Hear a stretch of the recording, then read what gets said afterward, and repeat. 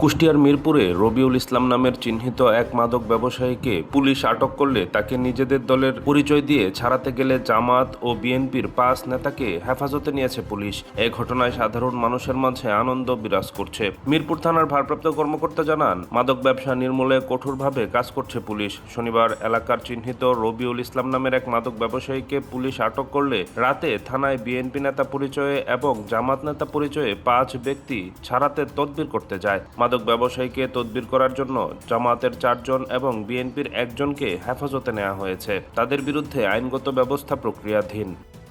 আমলা ক্যাম্পের পাশে হতে একজন মাদক ব্যবসায়ীকে ৮ পিস ইয়াবা সহ হাতনাতে গ্রেপ্তার করে থানা নিয়ে আসলে এজাহার দায়ের করে।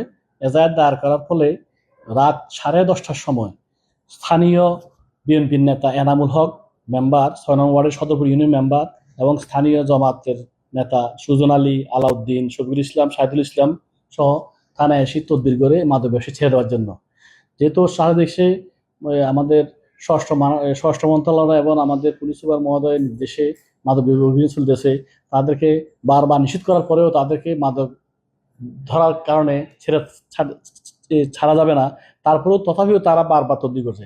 পরবর্তী তাদেরকে একাধিকবার বলার পরে না শোনার কারণে তাদেরকে আমি এই হেফাজতে রাখা হয়েছে।